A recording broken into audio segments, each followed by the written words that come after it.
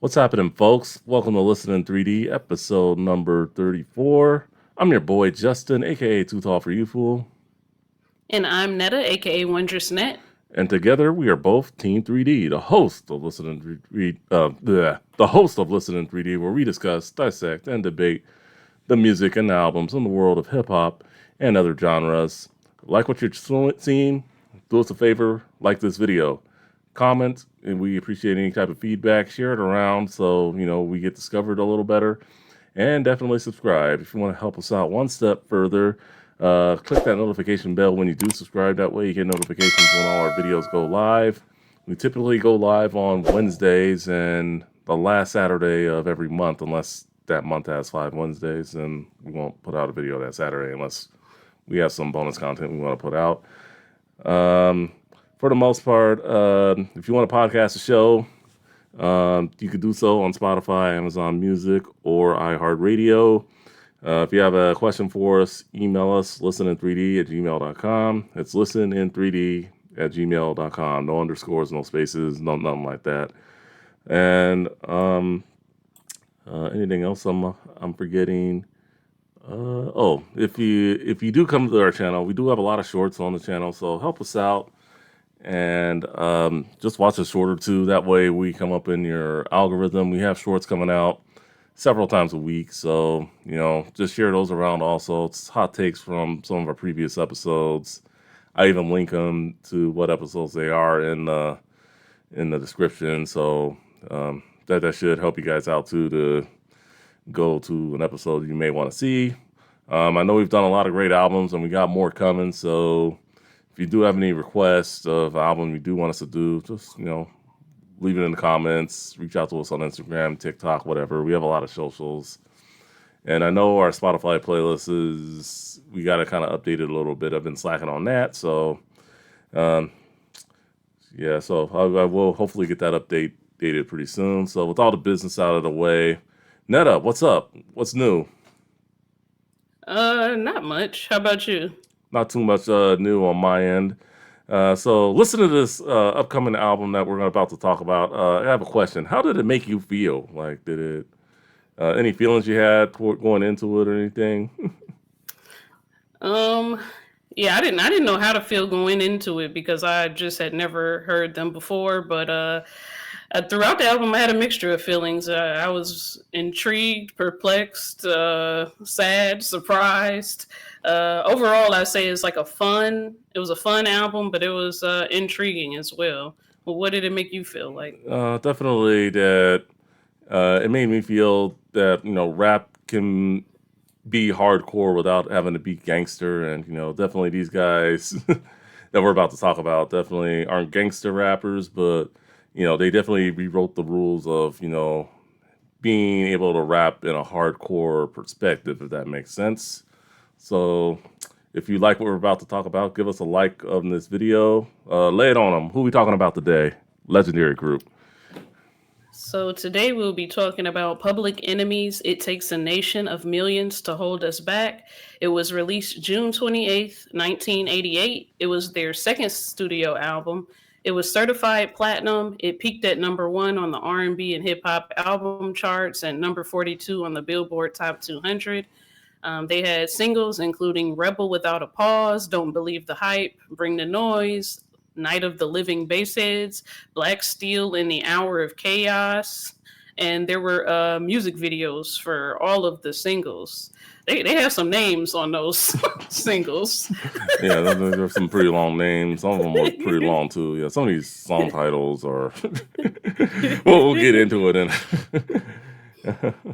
keep They going. weren't intro, and no guest appearances on this album. All right, thank you so much for that. So, Public Enemy, we're talking their second album here. It takes a nation of millions to hold us back. Damn, even an album title is just so long. Well, they did calm it down with their next several titles, I guess you could say. So for the most part, I when I was in high school growing up, uh, early late '90s, early 2000s, that's when I started taking a bit of a liking to Public Enemy. I know they'd been popular in the late '80s, early '90s, and really I just wanted to hear more of their stuff. What they had to offer and everything, and Me growing up on the West Coast, I thought they were, I guess you can kind of say they were the East Coast version of NWA, just, not as gangster, I guess you could say. But, they did rap about, about the same like type of stuff going on in their, communities for the most part. Chuck D, very powerful guy. He and Flavor Flav, the hype man, those were pretty much the two cornerstones of Public Enemy. Terminator X at the time of this album was their DJ. Today they also have in the group DJ Lord, who performs with them on the concerts, and Sammy Sam, who I believe is one of their producers or DJs. Don't quote me on that, people, but but for the most part, it is Flavor Flav and Chuck D that make the group. That put the group together. I would say Chuck D more so than Flavor Flav. Flavor Flav pretty much just a hype man, but he does drop bars, sometimes through this album and, in some of the later work as well. He actually does drop some bars, so he does more than just hype up the crowd and Chuck D and everybody. So, if I'm being perfectly honest, I'll let you speak in a minute, but if I'm being perfectly honest, not my favorite work from them, but, I know this album, a lot of people do love it, but it's not my favorite, but it's a good album. Um, any thoughts on Public Enemy, or did you know about them before listening to this one? I definitely heard the name before, Public Enemy, and I've heard Chuck D before. But the only person I was actually familiar with is Flava Flav. He's actually a big childhood memory of mine, just because I loved Flavor of Love. When it first came out, probably in like '05, '06, I'm like, who is this crazy guy with a clock around his neck? But the more I watched, I was like, I loved him and his crazy antics. I knew he was a popular rapper back in the day, but I never listened to this album until now. And I knew that Public Enemy was kind of political, so I was really wondering how is Crazy Flavor Flav going to fit into this. So I was interested in learning more about that. Yeah, Flavor Flav. Yeah, he was on a show back in the early 2000s called The Surreal Life. And then I guess when they decided to do some spinoffs, I guess they picked up a show with him and that lady from one of the Rocky movies. I forget her name, but yeah, What, Bridget Nielsen? yeah, her Bridget Nielsen. Yeah, they had a show together. Strange Love. Yeah, Strange Love. Yeah, Strange Love. Yeah, I know. Yeah, that was. And then after that, they spun it off again, and they gave him the Flavor of Love. So yeah, to talk about an odd couple pair.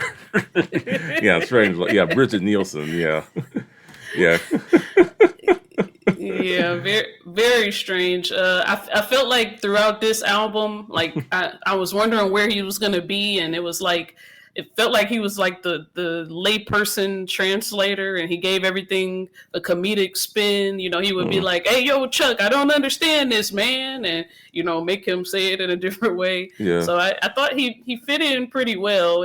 I hadn't heard this dynamic in a hip hop duo before. yeah. They have a very unique dynamic. I mean, I seen them perform on stage once years ago. I mean, they're some good performers for the most part. One thing I will say, we actually did cover Public Enemy some episodes back now. I think almost 20 episodes now. They were on Ice Cube's EP. We did Kill It Will. They're on the remix of that one song.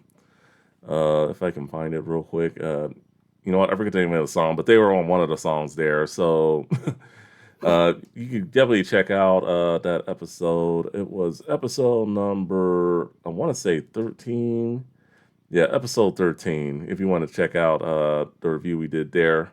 Um, yeah, I'll put it in the description. One, it was a pretty good episode, and two, it doesn't have a lot of clicks, so help us out there. Watch it a little more, but but I mean, yeah, but for the most part, Public Enemy, they have that legendary production team, the Bomb Squad, and you can kind of say that they had some of the arguably some of the best beats during that time on the East Coast anyway. Definitely putting stuff together. One song they had on there, about sampling. I thought that was pretty interesting. We'll get into that. Um, so in a bit. So let's see. Album cover. What were your thoughts on it? Looks like they're both in jail. Yeah, they're like behind bars, both with clocks on, looking very serious. You can't really see their eyes. I thought, I don't know what the heck. I guess. What did you think of it? Well, I've seen this album cover before. Definitely Chuck D with the Raiders gear. I thought, they were from the West Coast, but they definitely wanted to portray that whole, Black Panther thing. So, definitely Raider colors, I think was like the thing back then, regardless of if you were on the East Coast or on the West Coast, I guess. But so, I mean, that's what made me think of them as a West Coast group at first. But, after doing my research, knowing, oh, this is what they stood for, that definitely. I think maybe NWA got some influence from them, maybe, or Hmm. vice versa. I don't know. I mean, I know they did come out the year before with Yo Bum Rush the Show. So I mean, maybe not. But I mean, for the most part, like NWA, they weren't getting a whole lot of radio airplay until this album came out. So I mean, I think they did a good job with some of the singles that they had on this album for the And most they part. really talk about that a little bit throughout the album, feeling Hmm. like they're not getting enough airplay. Yeah, well, that would change years. Their next album that would change for sure. So, but for the most part, not too much going on there. Just and in Red, it takes a nation of millions to hold us back. Just if it's anything I would change about the album, was to just try to shorten the title. Spoiler alert, Yeah. people! On the thumbnail, I'm just putting "It takes a nation of millions," just to shorten it a bit because that's pretty long ass title. All right. Let's get into the beats. It was pretty good for '88 in terms of beats. I mean, definitely a good, funky selection. A lot of sampled stuff. What were your favorites in terms of beats? I liked Black Steel in the Hour of Chaos, Party for Your Right to Fight, but my very favorite was Terminator X. What did you like? I liked the Don't Believe the Hype. That was my favorite. Honorable mentions will definitely go out to Black Steel and Hour of Chaos. Night of Living Bass says I thought was a good beat too. And Party for Your Right to Fight. I thought it was a really, really good beat. For overall, definitely Bomb Squad made it happen for '88, and I feel going into stuff they would do years later, they would definitely get better at with their production as well. Um, so singles. So there were 5 singles. So to just shorten the pie, we're just going to talk about 3 of them. If we bring up more of them when we talk about our favorites, and we'll talk about more of them there. But we'll talk about the 3 most popular singles, and we'll start with one of their iconic songs, "Bring the Noise." What were your thoughts on this one? It was really my least favorite single, but I did like all the mixing that they did throughout it. Like I was saying before, they were talking about how they felt like they weren't getting enough radio play. They were saying um, they're questioning the blackness of radio stations. They're like, they call themselves black, but we'll see if they play this. And they keep saying, they're saying we too black, man. And yeah, I guess they just felt as if they weren't getting enough radio play. Yeah, yeah, definitely one of the songs where they talk about that. I would have to agree with you there. This probably was my one of my least favorite singles. Bottom of the barrel. When it came to their singles. But for the most part, I think video was okay. I think the rock and roll remix that they did for the song years later was a little better. I mean, I think it was a little more fast paced that they do with Anthrax. It was a couple albums later, but for the most part, good song. I mean, I guess it was radio friendly, I guess you could say, but definitely not one of my favorites. Let's go into another song though that I really liked. "Don't Believe the Hype." This is like Public Enemy's theme. Every time I think of them, or like the first time I think of hearing them, I always picture this song. And the beat, one thing I want to do say about the beat, it was one of my favorites because it feels like a nice freestyle beat. Like, say if we're freestyling, you could just have the beat playing on, like, and just like try to do like kind of a rap to it. I mean, I thought the beat was nice and freestyle, and then in terms of the song itself, just I think it just really just showed what they were about in terms of like how they're living. I also do like the one on the third verse, which was pretty long. Some perpetrate they drink Clorox, attack the black because I know they lack the exact the cold facts and still they try to Xerox. I thought that yeah that was a line in a verse in that song that really stood out to me. Um, what do you enjoy about Don't Believe the Hype? I like the some of Flavor Flav's interjections when I think Chuck D says, "I see their tape recorder and I grab it," and then Flavor Flav says, "No, you can't have it back, silly rabbit."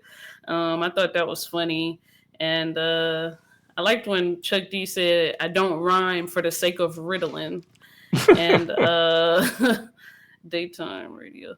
Uh, Oh yeah, another thing we're talking about the radio. Daytime radio scared of me because I'm mad and the enemy. Mm, Um, but it was pretty good, and I guess this is one of the songs I kind of knew because I know the chorus. I just never yeah. really listened to the song, so it is a very classic chorus. Don't don't believe the hype. Yeah, you gotta love that. It was kind of funny too with that. And then as for the music video, not too much going on. It seemed like it was just a bunch of concert footage for the most part and just interview footage. So I wasn't like really big on that video. Even Bring the Noise. It was I think they were like at a park or something with that video. Yeah. Yeah, not too much going on here with the music videos, at least for the singles we're talking about. Okay, Rebel Without Pause. Let's see. This was a pretty interesting song too. You want to start this one off? Sure. I like how they said to debate the hate. That's why we're born to die. Hmm. I guess they or he felt like he was born to uh, subvert or counter racialized hatred. So I thought that was interesting. And when I liked when he said the enemy's Hmm. public, they really give a damn. And in the video, I like how they had no shoelaces. Oh yeah. That was pretty.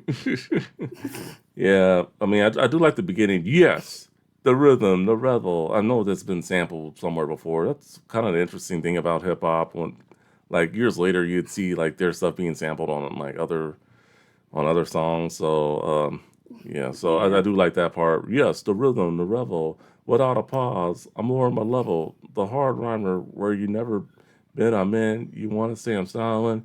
It's time again. Yeah. So yeah, Chuck D was a very clever rhymer, and then definitely definitely shouting out his DJ at the time, Terminator X.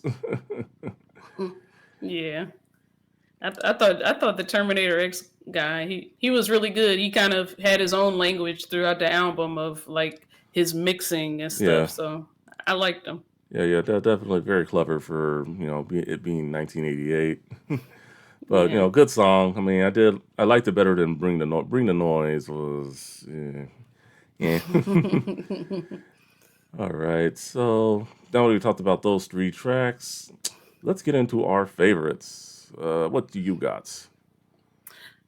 Party for your right to fight.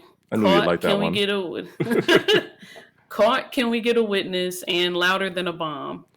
All right, mine were the other two singles. I mean, this was real tough. So yeah, I'm going with Night of the Living Bassheads, Black Steel, and the Hour of Chaos. And what was the last one I got? Don't Believe the Hype, which we already talked about. Honorable mentions would go to Party for Your Right to Fight, Caught Can We Get a Witness, and She Watched Channel Zero. Okay, so we're kind of on the same page. Yeah. Yeah, She Watched Channel Zero was a pretty interesting song, but at the end of the day, I just couldn't make it my favorite. But all right. So yes, I mean this album, I mean it had a lot of great tracks on there. But in the end, I feel like the singles I think were the ones that stood out the most. I mean, at least in my opinion. Let's talk about the ones you like. Party for Your Right to Fight. What'd you like about that one?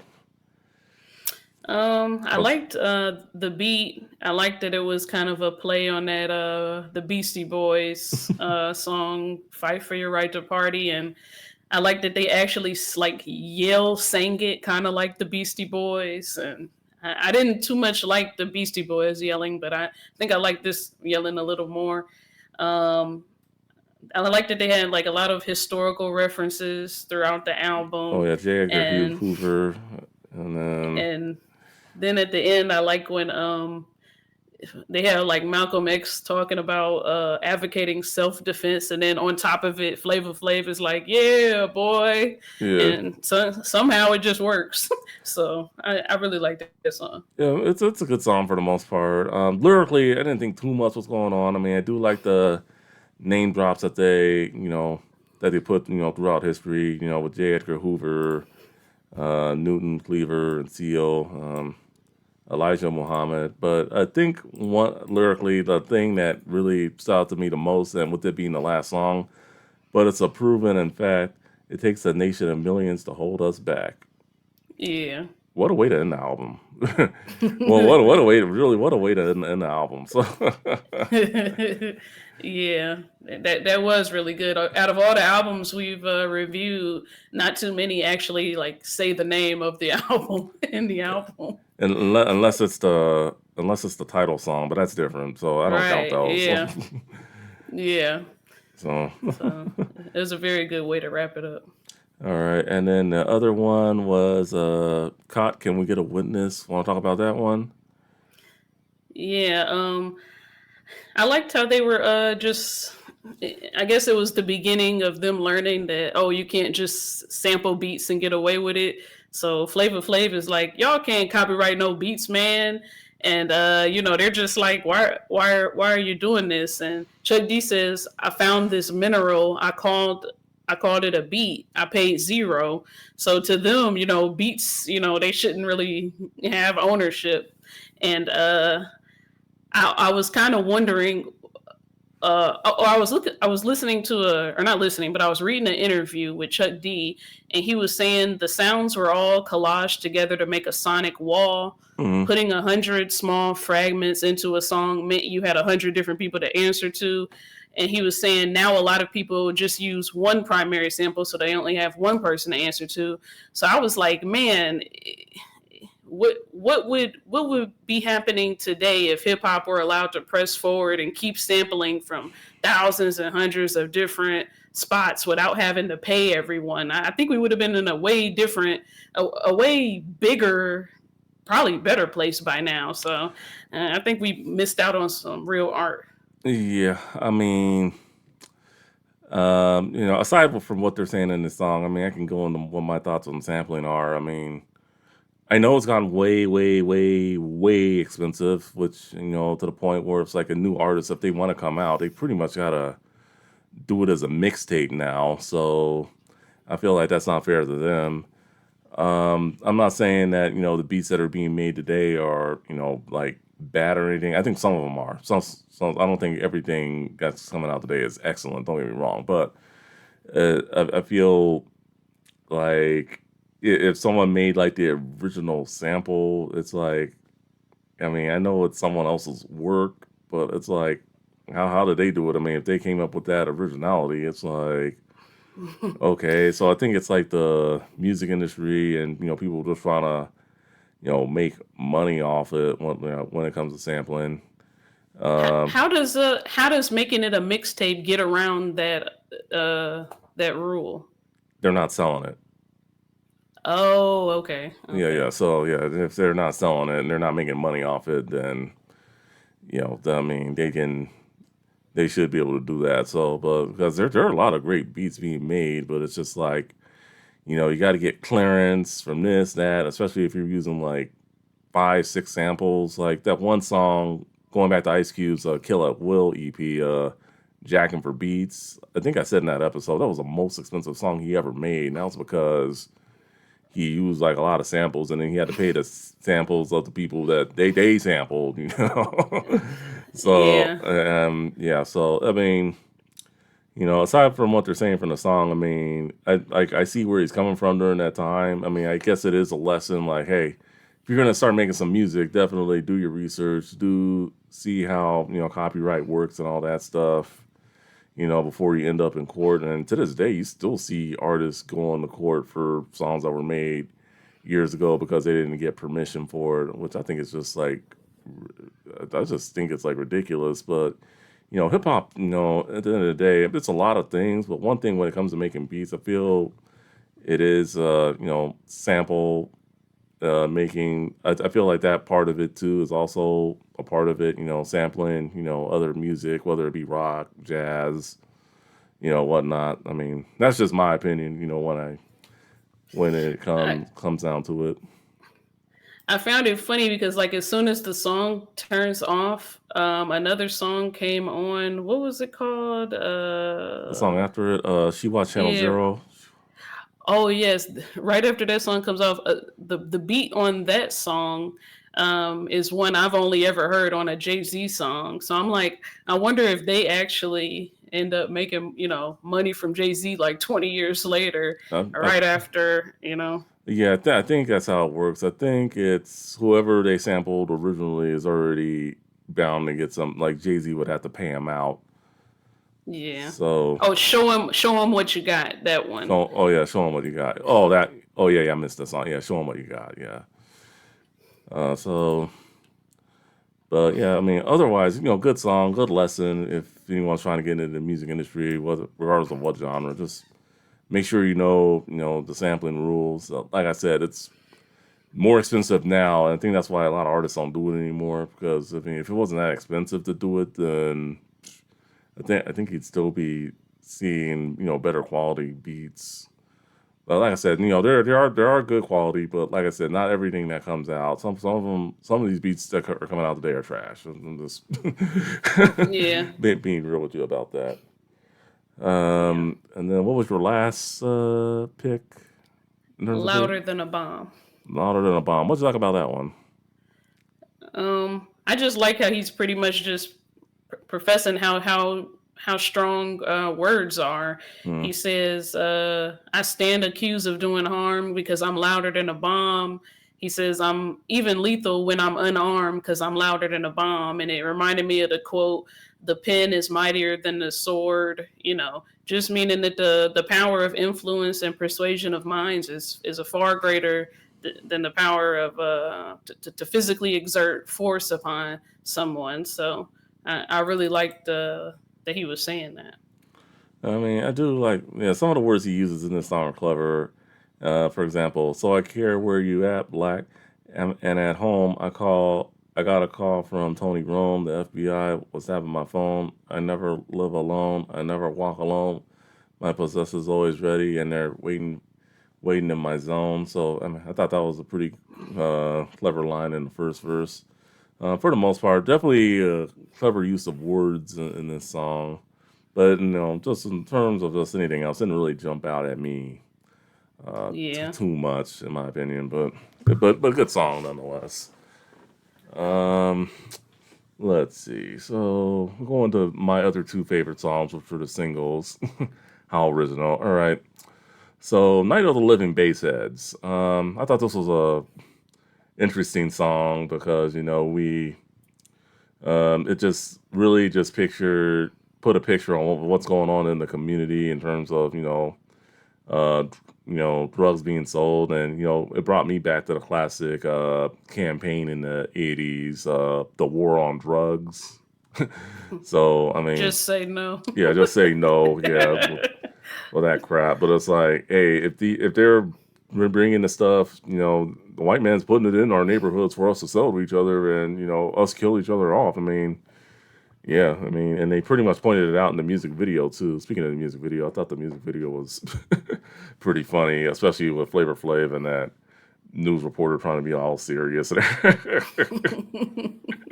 thought that was kind of funny. Another interesting thing about the music video is the music video was like double the length of the actual song when you listen to it on the album, because the song on the album was only like a little over 3 minutes, and the video was almost like 6 minutes when you watch it. They So made a movie. yeah, yeah, pretty much. And then shout out to MC Light. I know she was in the music video as well. So PETV, that was pretty funny. But I mean, but for the most part, I think it just talked about just what was going on, and not to mention the beat was very good. Also, not my favorite beat, but I thought it was pretty good. Any thoughts on Night of the Living Bassheads? I liked it. It was kind of like a anti-drug song. Mm, It told a one horror story about a person who used to be a rapper who stole from a man who was in his Jeep and he took yeah, everything from him while he was asleep. I thought it was a pretty good song. yeah, definitely. And then I do like how he does before going into the chorus. I'm talking about bass. Yeah, definitely pretty funky for its time. And then the last one, let's see, Black Steel and the Hour of Chaos. They definitely could have shortened that song, but um, I love how he begins the song. I got a letter from the government the other day. I opened and read it, and it said they were suckers. They wanted me for their army or whatever. Picture me giving a damn. I said never. That line goes hard. That line goes so hard, and then I do like how Flavor Flav, jumps in during the song. All right, Chuck. Well, we're going to try to free you, man. We're going to try to. Yeah, I thought that was pretty. Definitely Flavor Flav being used very cleverly. Definitely a darker beat. One of their more darker songs in my opinion, and I thought the video was pretty dark as well. Just what being at that jail and then being freed and being in jail for not wanting to go into the army or whatever military branch he was being drafted to. But any thoughts on Black Steel? I'll just say that to shorten it. Yeah, I think the title is kind of poetic. Black Steel in the Hour of Chaos, and I like the kind of story they took you through, like from him getting the letter to him breaking out of prison, uh, and I like how like he's like, I'm not going to the army. I'm looking for that steel, and then the guy on the phone is like, no, don't do that. We'll get you out. And I like the mixing on this song as well, Yeah, the and mixing was I good. also I like the phrase that he said, "anti nigga machine." I'm like, Oh, okay, that's a Anti new Nigger one. Machine. That's a song I believe that's on their next album. I believe if we ever do. Oh, they made a song out of it. Yeah, they actually did make a song. So It's a highly provocative phrase, so I guess that's a yeah, good thing. yeah. Like I said, I mean, they may have not have been like as gangster as NWA, but they weren't allowed. I mean, they weren't afraid to drop the bad language where it needed to be heard. Also, so Yeah, I'm sure they took a little bit of that from NWA and Ice T and anyone who was making hardcore records, just not going as far as gangster with it. I guess you could say. Um, yeah. any songs on here that you were like whatever's about or didn't like, or I guess your least favorite song? Really, that single "Bring the Noise" was probably my least favorite song on the whole album. Um, I can agree with that. Yeah, it wasn't. Yeah, I can agree with that. Yeah, and the skits, the Countdown to Armageddon was a skit, so I'm not gonna put that in there. So, but yeah, like I said, the remix that they did with Anthrax years later was a lot better. So yeah, so they did make it up there. But like I said, "Don't Believe the Hype" for me is like one of those like iconic Public Enemy songs. Yeah. But they had like a lot of iconic songs after this album, from "Can't Trust It" to "Fight the Power." I mean, I know you're into politics, so I know you've heard that one. So I've heard "Fight the Power." I don't think I've heard "Can't Trust It." yeah, "Can't Trust It." Yeah, if we ever do any of Public Enemy's later works, we'll definitely get into that. Because I feel like that period in 90 91 is when they were at their best. But this one was definitely kicking the doors down, letting people know that they were around. So definitely a good album. To start off with, at least when it comes to Public Enemy. All right. So in terms of album cuts and expansions, they did put out a deluxe edition in 2014. Had about 14, 15 tracks. I didn't get a chance to listen to it all. I think a version of Fight the Power is on that one, on that second CD there. So if you folks get a chance, try to listen to it. Yeah. Let me get some water real quick.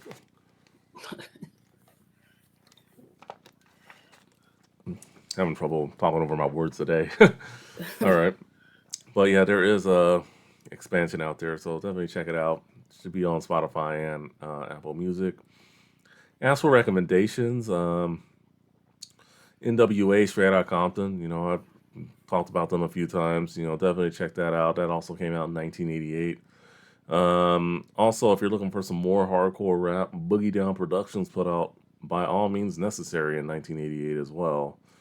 So that would be another recommendation. And then another rap duo popular in '88 was EPMD, Strictly Business.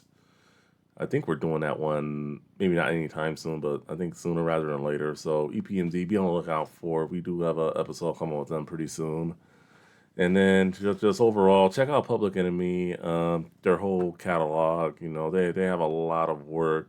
From if I go to their discography page here, um, they have about they won Grammys for, well, they've been nominated for 5 Grammys. I don't think they've ever won a Grammy, but and then in terms of 3, 4, 5, 6, 7, 8, 1, 2, 3, 4, 5, 6, 7, 8, 9, 10, 11, 13, 14, 15. They have 15 studio albums. One as recently as 2020. So Wow. so I mean, I think in the mid 90s they kind of dropped off a little bit. Then they came back in 99 with the Who Got Game, He Got Game song or whatever. And then for the most part they've been putting out projects here and there. Maybe they're not as popular as their early stuff was. I don't think they ever will reach that point again as they are out of their prime, but they still do shows. I think they are still recording music. I think they're going to keep recording music. So Yeah, I forgot to mention, in addition to their dynamic as like Chuck is the lyricist and Flavor Flav is the hype man, they had a guy Griffin who I definitely have never seen this before, who is the muscle and the military guy, oh in charge of the rap group. I was like, wow, this is very unique. yeah, that's definitely a unique album. For the most part, they good group. Definitely check them out. I mean, I would at the end of the day, I would definitely recommend this and some of their later work as well. But like I said at the beginning of the episode, it's not my favorite from them, but it's good enough. So closing it out, would you recommend Netta? Yeah, I would recommend it. It was an interesting album. It had a lot of good samples. I would take back the song "Louder Than a Bomb." Hmm. I think for me, Night of the Living Bassheads, Black Steel, those are songs I already listened to. I mean, in terms of songs I'd want to listen to further, uh, probably She Watched Channel Zero, Party for Your Right to Fight, and Caught Can We Get a Witness? I'd probably take those 3 back. Those were some good Public Enemy tracks, at least in my opinion. All right, now that we shared our favorites, what are your favorites for this album? Leave us a comment in the comments below. Share it around. Like, comment, subscribe. For Wondrous Netta, I'm Justin, aka Too Tall for You Fool, saying thank you for watching, thank you for listening. We will see you on the next one. Later.